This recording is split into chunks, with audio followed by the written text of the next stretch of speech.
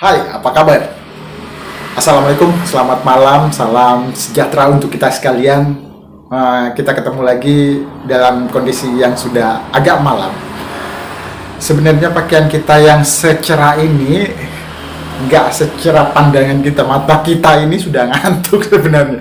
Tapi tetap kita berusaha untuk menampilkan yang terbaik di konten-konten kanal Deddy Sapa Teman.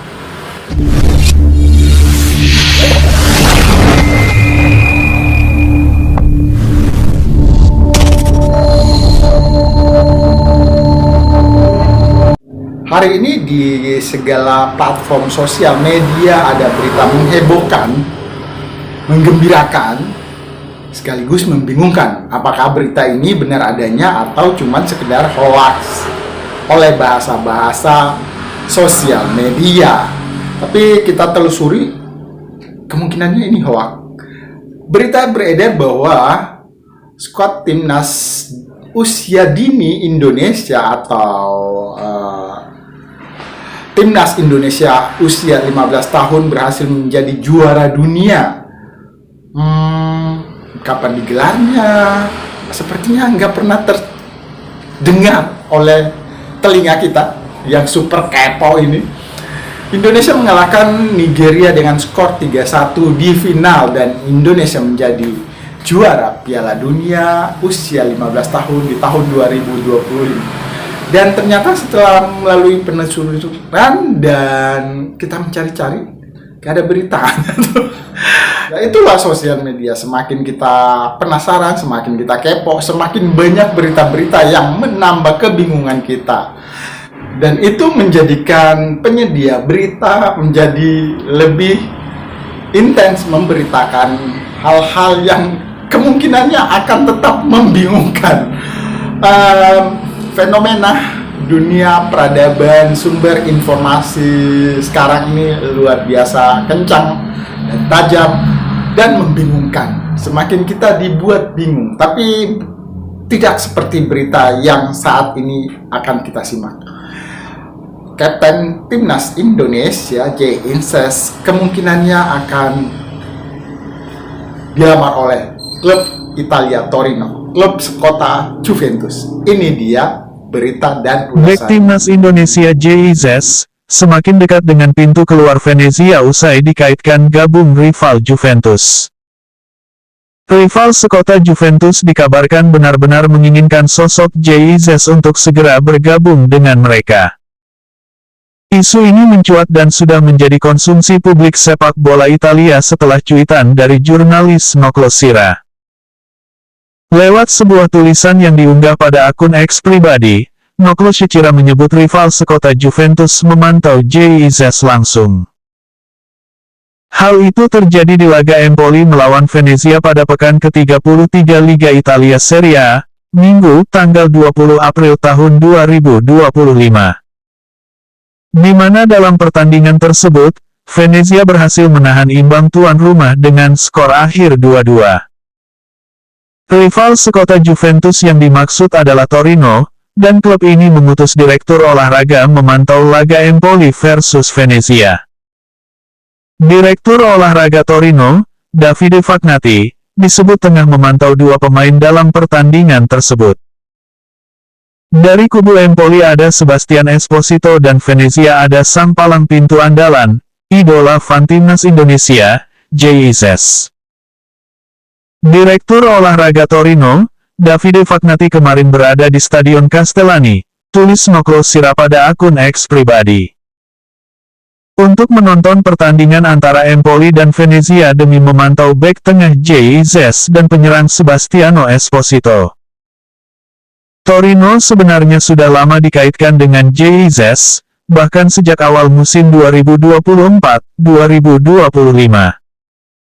Bukan tanpa alasan mengapa Torino menginginkan JIZ, faktor orang dalam disebut jadi pemicunya.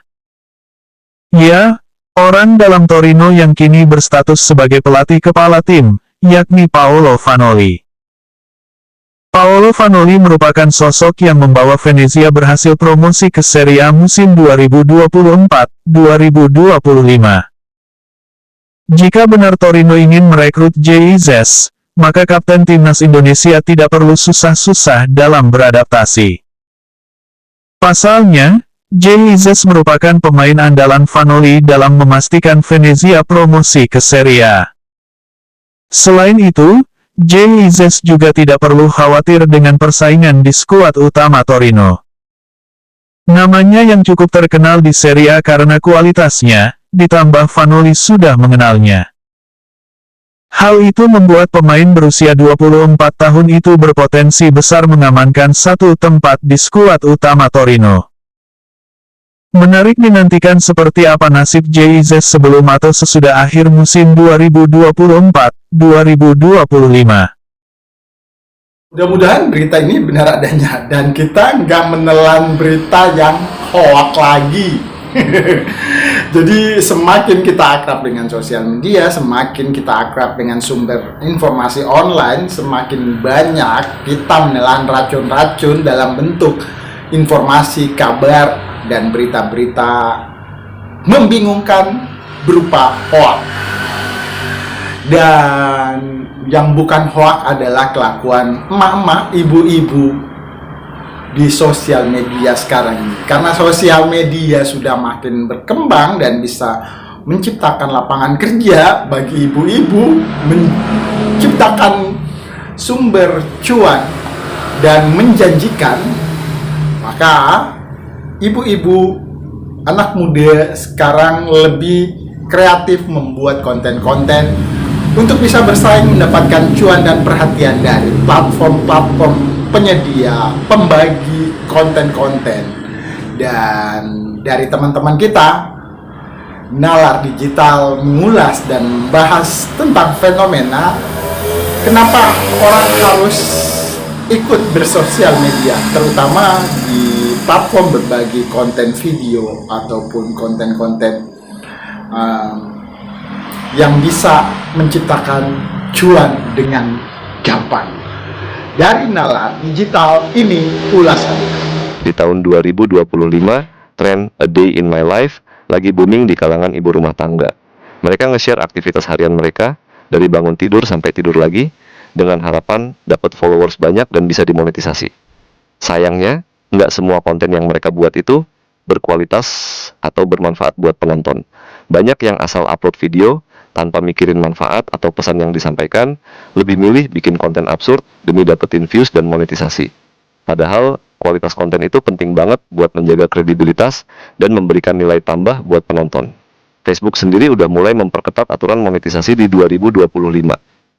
Konten yang dianggap nggak berkualitas atau melanggar pedoman bisa bikin monetisasi lu dicabut. Jadi, daripada bikin konten aneh-aneh yang nggak jelas, mending fokus ke konten yang bermanfaat dan sesuai aturan biar cuan tetap jalan. Ingat, dalam stoikisme, kita diajarin buat fokus sama hal-hal yang bisa kita kontrol.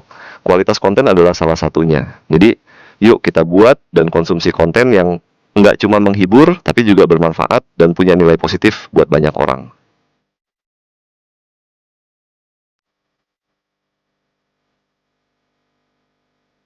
Facebook Pro di 2025 jadi lahan cuan instan. Siapa aja bisa dapat uang asal engagement tinggi, tapi ini justru melahirkan tren konten absurd. Mukbang makanan mentah, drama rumah tangga settingan, eksperimen nyeleneh, semua laris karena algoritma Facebook lebih peduli durasi tontonan ketimbang kualitas. Kreator sadar, konten berkualitas nggak cukup buat menang. Yang dicari bukan informasi atau hiburan sehat, tapi kejutan instan yang bikin orang berhenti scroll. Akhirnya, mereka ngorbanin akal sehat demi viral. Bikin video asal heboh, asal kontroversial, asal bikin orang emosi. Algoritma Facebook memperparah ini. Makin banyak interaksi, makin sering video nongol di beranda. Hasilnya, konten clickbait merajalela, sementara yang berbobot tenggelam. Kreator yang awalnya idealis pun akhirnya ikut-ikutan bikin konten receh demi bertahan. Penonton berubah. Mereka kecanduan hiburan instan, nggak peduli substansi, asal bikin mereka kaget atau ketawa. Pola pikir ini bikin konten edukatif sepi peminat, sementara yang absurd makin berjaya. Standar hiburan digital pun makin rendah. Dampaknya nggak main-main. Masyarakat jadi makin permisif sama hal-hal konyol. Apa yang dulu dianggap nggak masuk akal, sekarang malah dianggap normal. Sementara itu, batasan etika makin kabur, karena yang penting adalah viral, bukan benar atau salah. Tren ini menciptakan lingkaran setan, Kreator makin nekat cari perhatian, algoritma terus dorong konten absurd, dan penonton makin ketagihan. Facebook yang dulu tempat berbagi informasi berubah jadi arena sensasi murahan. Sampai kapan? Sampai platform ini sadar kalau engagement tanpa kualitas cuma bikin ekosistem digital makin rusak. Tapi sebelum itu terjadi, kita bakal terus lihat timeline dipenuhi konten yang bikin kita mikir, kok hal kayak gini malah laku?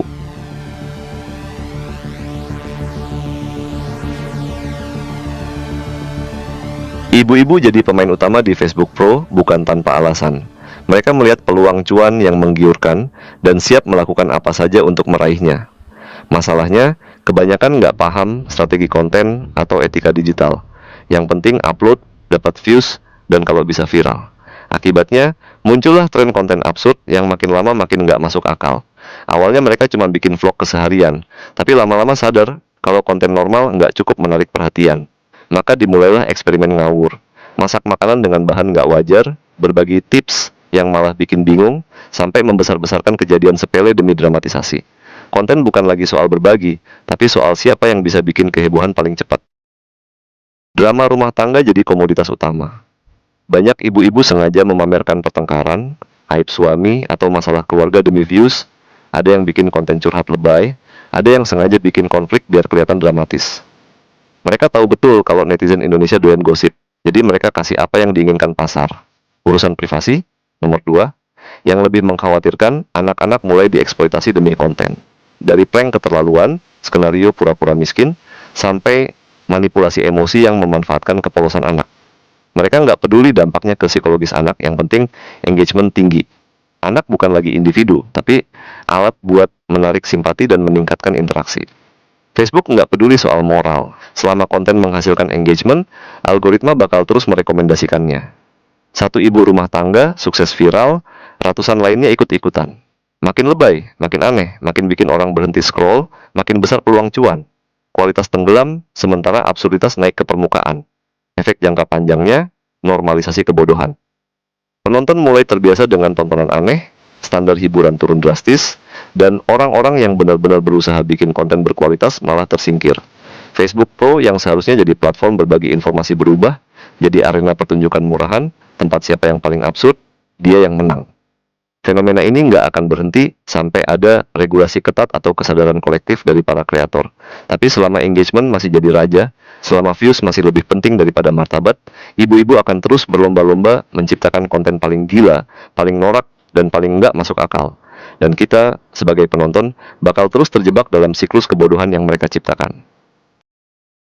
Semakin bijak kita untuk bisa menentukan pilihan-pilihan di kehidupan yang bermanfaat, yang sesuai dengan hati nurani, dan tentunya tidak merugikan orang lain.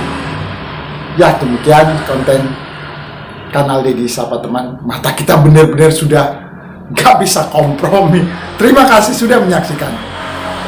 Sekali lagi, terima kasih. Pamit. Assalamualaikum.